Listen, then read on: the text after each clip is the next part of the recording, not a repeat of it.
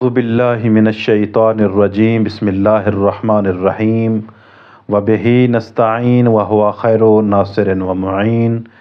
مومنین کرام السلام علیکم ورحمۃ اللہ وبرکاتہ۔ تمام مومنین کو ولادت بسعادت جناب علی اصغر مبارکباد پیش کرتا ہوں۔ مومنین کرام، ہم جو ائمہ اہل بیت علیہ الصلوۃ والسلام کے اوپر صلوات پڑھتے ہیں، آیا اس کا ہمیں کوئی اجر اور ثواب ملے گا یا نہیں ملے گا؟ دنیا میں کچھ ملے گا یا آخرت میں ملے گا؟ تاریخ گواہ ہے کہ ہمارے ایک مصنف گزرے ہیں جناب قطب راوندی کے نام سے، وہ لکھتے ہیں کہ جو بندہ ائمہ اہل بیت علیہ الصلوۃ والسلام کے اوپر درود بھیجتا ہے تو اللہ رب العزت اس بندے کی پریشانی کو حل کر دیتا ہے۔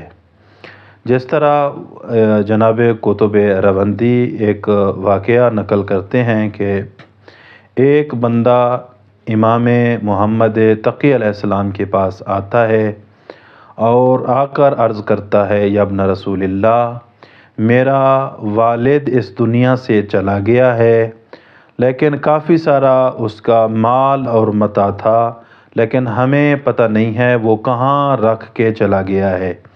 میں بہت پریشان ہوں، میرے اوپر اپنے اہل و عیال کے اخراجات ہیں، مجھے اس پریشانی سے نجات دلائیے۔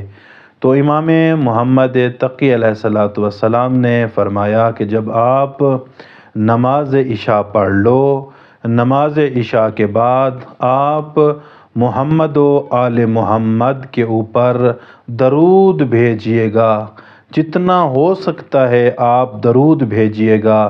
آپ درود پڑھ کے سو جائیں گے، جب رات ہوگی آپ سو جائیں گے تو خواب میں آپ کو آپ کے بابا ملیں گے اور آپ کی اس پریشانی کو حل فرمائیں گے۔ وہ خزانہ بتائیں گے، وہ مال و متاع بتائیں گے جو آپ کے بابا نے چھپا کر رکھا ہے۔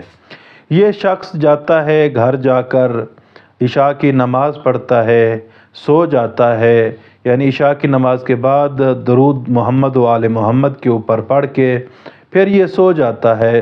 تاریخ گواہ ہے کہ یہ کہتا ہے کہ جب میں رات کو سویا ہوا تھا، میرا بابا خواب میں ملتا ہے اور مجھے کہتا ہے کہ اے میرے بیٹے، آپ پریشان کیوں ہو؟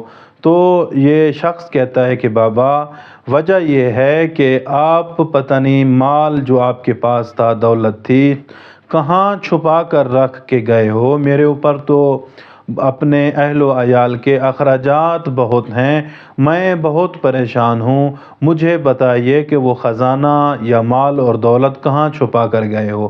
تو یہ شخص کہتا ہے کہ میرے بابا نے کہا، جاؤ فلاں جگہ کے اوپر وہ دولت یا مال و متاع چھپا ہوا ہے، لیکن ایک کام کیجیے گا، پہلے اس کو فرزند رسول کے پاس لے جانا، امام تقی علیہ السلام کے پاس لے جانا۔ جب یہ صبح اٹھتا ہے، جلدی جلدی جاتا ہے جہاں اس کے بابا نے اشارہ کیا تھا۔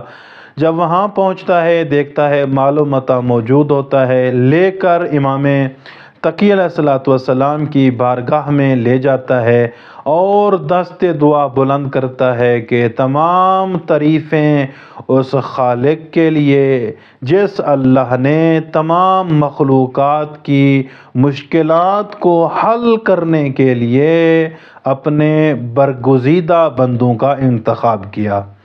تو دیکھیں مومنین، جو بندہ بھی آل محمد کے اوپر درود بھیجتا ہے تو آل محمد اس کی پریشانیوں کو حل فرما دیتے ہیں۔